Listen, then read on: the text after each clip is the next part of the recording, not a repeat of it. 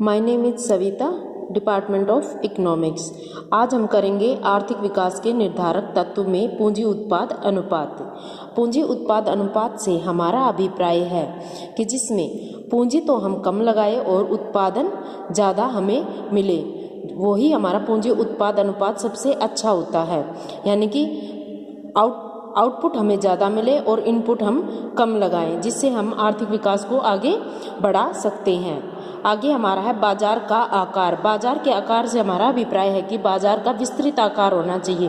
विस्तृत आकार होने के कारण ही हमारा आर्थिक विकास ज़्यादा होगा, जिसके द्वारा हमें श्रम विभाजन और विशिष्टीकरण मिलता है। श्रम विभाजन से हमारा अभिप्राय होता है कि इस काम को श्रमिकों में अलग अलग बांट के करवाना चाहिए, और विशिष्टीकरण से हमारा अभिप्राय यह है कि जो काम हम करवा रहे हैं वो काम जो जिस काम में एक्सपर्ट है लेबर, उससे वही काम करवाना चाहिए, जिसके कारण से हमें कई प्रकार की आंतरिक तथा बाहरी बचतें भी मिलते हैं, जिससे उत्पादन की लागत कम होती है और बाजार का आकार विस्तृत होता है और हमारा आर्थिक विकास ज़्यादा होता है।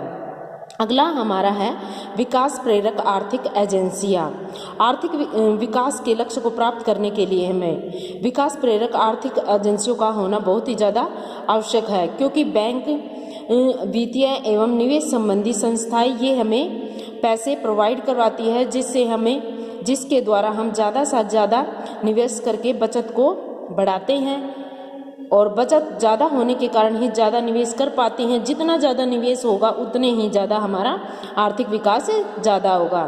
कई मुद्रा बाजार तथा पूंजी बाजार, दो प्रकार के बाजार होते हैं ये, जिसमें हमें शॉर्ट टर्म और लॉन्ग टर्म के लिए हमें ऋण प्रोवाइड करवा दिए जाते हैं इंटरेस्ट रेट के ऊपर, जो हमें हमारे आर्थिक विकास को बढ़ाने में काम होते हैं। सरकार के द्वारा जो राजकोषीय नीतियाँ और मौद्रिक नीति अपनाई जाती हैं वो भी देश के आर्थिक विकास में बहुत ही ज़्यादा सहायक होती है। इससे हमारे देश का बैलेंस ऑफ पेमेंट भी संतुलित होता है।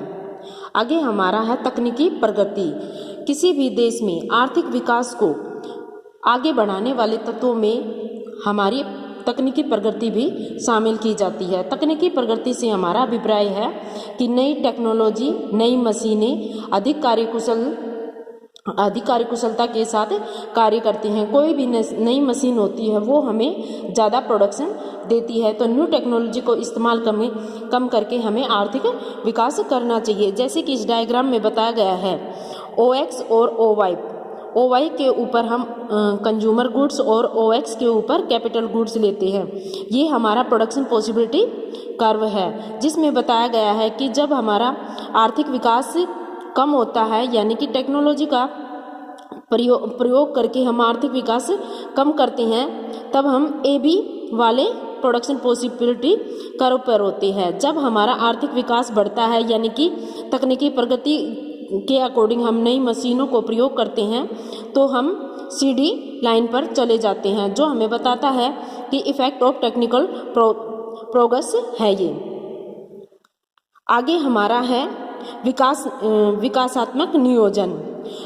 अंडर डेवलपमेंट कंट्री के लिए में आर्थिक विकास के लिए विकासात्मक नियोजन का होना बहुत ही ज़्यादा जरूरी है। विकासात्मक नियोजन से हमारा अभिप्राय है कि हमें आगे की डेवलपमेंटल प्लानिंग करनी होगी, नई योजनाएं बनानी होगी जो हमारे देश के आर्थिक विकास को बढ़ा सकती हैं। इसके लिए एक केंद्रीय योजना अधिकारी को नियुक्त किया जाता है। वो हमें बताता है कि कौन से सेक्टर में हमें इन्वेस्टमेंट करना है, गवर्नमेंट सेक्टर में या प्राइवेट सेक्टर में, जो हमारे विकासात्मक नियोजन के द्वारा भी हम आर्थिक विकास कर सकते हैं।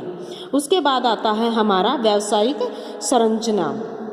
किसी भी देश का व्यावसायिक ढांचा उस देश के आर्थिक विकास के लिए बहुत ही ज़्यादा आवश्यक होता है, क्योंकि हम चाहते हैं कि हम प्राइमरी और सेकेंडरी सेक्टर से निकल के टर्सरी सेक्टर में ज़्यादा से ज़्यादा इन्वेस्टमेंट करना चाहते हैं, जिसके द्वारा हमारे देश का आर्थिक विकास ज़्यादा होता है। उसके बाद आता है हमारा अंतर्राष्ट्रीय निर्धारक। अल्प विकसित देशों में आर्थिक विकास के लिए अंतर्राष्ट्रीय तत्व जैसे विदेशी पूंजी, तकनीकी ज्ञान, अंतर्राष्ट्रीय व्यापार, विदेशी निवेश, ये सारे बहुत ही ज़्यादा इम्पोर्टेंट होते हैं, क्योंकि विदेशी पूंजी हमारे देश में भी प्रयोग की जाती है, जिसका हम इंटरनेशनल ट्रेड करते हैं तो उसमें बहुत ही ज़्यादा प्रयोग किया जाता है। विदेशों में निवेश किया जाता है, हमारे देश के द्वारा भी विदेशों में निवेश किया जाता है और विदेशों के द्वारा भी हमारे देश में निवेश किया जाता है। ये अंतर्राष्ट्रीय संगठन बनाए हुए हैं, अंतर्राष्ट्रीय बैंक, अंतर्राष्ट्रीय विकास संगठन, जो हमें पैसे प्रोवाइड करवाते हैं शॉर्ट टर्म के लिए, लॉन्ग टर्म के लिए, या हमारी ट्रेड से रिलेटेड जो भी प्रॉब्लम होती हैं उनको सॉल्यूशन भी करते हैं। धन्यवाद।